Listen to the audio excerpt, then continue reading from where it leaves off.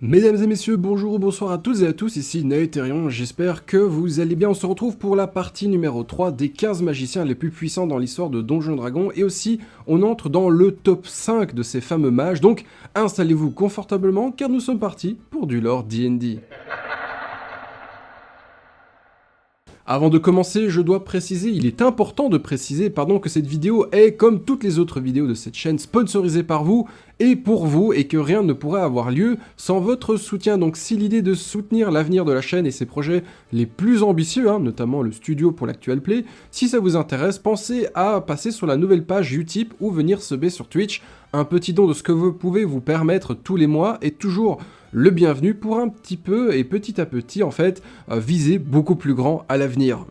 Sur ce, reprenons notre petite liste. Numéro 5, Vecna. L'un des plus puissants, tout simplement l'une des plus puissantes liches de tous les temps. Vecna a atteint son état de liche avec l'aide notamment de Orcus, le prince démon des morts-vivants. Vecna est un sorcier d'Oearth qui recherche le pouvoir et la connaissance, et après s'être élevé au rang de dieu, sa quête se poursuivit dans la conquête notamment des autres mondes. Beaucoup connaissent Vecna grâce à ses deux artefacts légendaires, la main et l'œil de Vecna. Les niveaux n'ont plus de sens pour un demi-dieu comme elle, comme lui en l'occurrence. Ce que l'on sait, c'est qu'il voyage dans les plans avec sa forteresse à ses côtés. Il voue notamment une haine ardente à son traître de lieutenant, le lieutenant Cass, et il méprise la reine Corbeau parce qu'elle possède des pouvoirs qui lui font défaut. Il se bat sur plusieurs fronts en même temps et cherche à tuer la reine Corbeau et à absorber ses pouvoirs. Numéro 4, Dalamar. Autrefois apprenti de Raylin, ce chef de la Tour Noire a eu une vie, on va dire, compliquée. Il est né dans une maison qui jouait le rôle de serviteur pour une plus grande maison, mais il fuyait souvent ses responsabilités afin de pouvoir étudier plus facilement la magie. Il était destiné à faire partie des robes blanches, mais son ambition et son étude de la magie interdite l'ont conduit à devenir une robe noire. En général, le monde de Krynn ne permet pas de dépasser le 20e niveau, parce que les dieux, la magie, tout ça, mais avec les dieux qui vont et qui viennent dans le monde, il est très possible que Dalamar ait dépassé ses limites depuis très longtemps. Il est membre des 3 mages et est en assez bon terme avec Mordenkainen et Elminster. Numéro 3, Malkor Harpel. Malkor a été l'un des premiers élèves de Kelben Arunsun, et c'est peut-être cette formation qui lui a permis de ne pas ressembler au reste de son excentrique famille Harpel. Studieux et franc, Malkor s'est tenu à l'écart de la plupart des gens et a étudié la magie dans sa tour. Il reste discret, mais il a aidé de bons aventuriers quand ils en avaient besoin.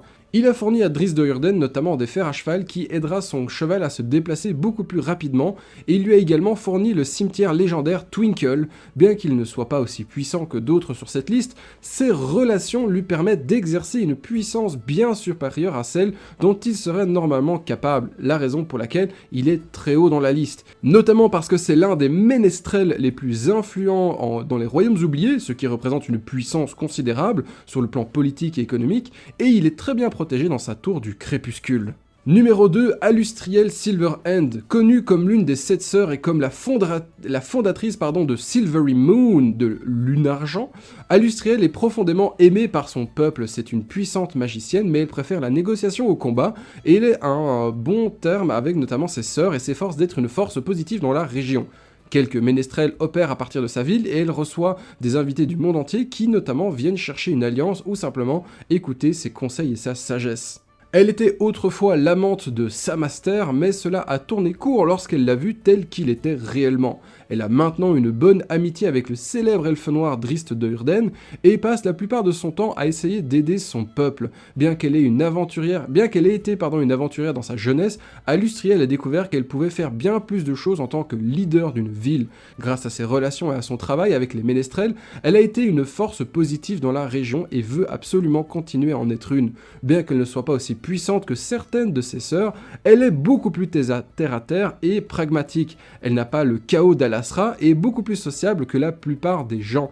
Alustriel a créé de nombreux sorts dans son existence, mais elle est surtout connue pour ses sorts manteau d'Alustriel et soupe de tortue, dont je ne vous explique pas trop l'utilisation. Et enfin, le numéro 1, qui est le mage le plus puissant dans le canon D&D? Eh bien, il s'agit de Raylin Magir. Peu de gens ont affronté Takhisis et ont survécu. La déesse Takhisis est très compliquée à affronter. Ceux qui l'ont affrontée ont tout simplement continué à endurer les blessures de leur duel Et c'est ce qu'a fait notamment Raylin Magir. Raylin est mort à plusieurs reprises dans sa vie, mais a toujours été ramené à la vie tant que son destin n'a pas été accompli par les dieux.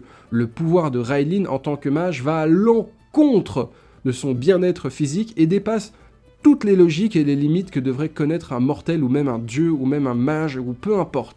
Il semble être d'ailleurs maudit à cet égard. Tout ce génie magique s'accompagne en fait d'une constitution très faible physiquement et très fragile qui l'a longtemps obligé à dépendre de son frère et d'autres personnes pour le soin et le transport, la raison pour laquelle il a beaucoup de respect vis-à-vis de son frère. Bien que Raylin soit un méchant pendant une grande partie de sa vie, son sacrifice pour arrêter la déesse Takhisis, la déesse dragon Takhisis, met fin à son histoire en tant que héros. Il est l'un des plus puissants sorciers de son âge et est devenu le plus puissant sorcier connu sur Krynn. Pour vous dire, Paladine, la sœur ennemie et rivale de Takhisis, a d'ailleurs sauvé son âme, mais même dans la mort, Raylin refuse de passer dans l'au-delà tant qu'il ne sera pas réuni en bons termes avec son frère Caramon, qui lui a sauvé, on va dire, le fion durant toute sa vie. Et nous allons nous arrêter ici pour aujourd'hui. J'espère que ces 15 petites histoires vous auront fait plaisir sur le lore très global et très large de Donjons Dragons. En attendant, n'oubliez pas de passer sur Utip, de vous abonner à la chaîne si ce n'est pas encore le cas, hein, comme pour 49% des gens qui regardent cette vidéo. Oui, c'est une statistique officielle. Moi, je vous dis rendez-vous à la prochaine fois et bon jeu à tous. Par-delà la raison, d'étranges créatures, des monstres de terre.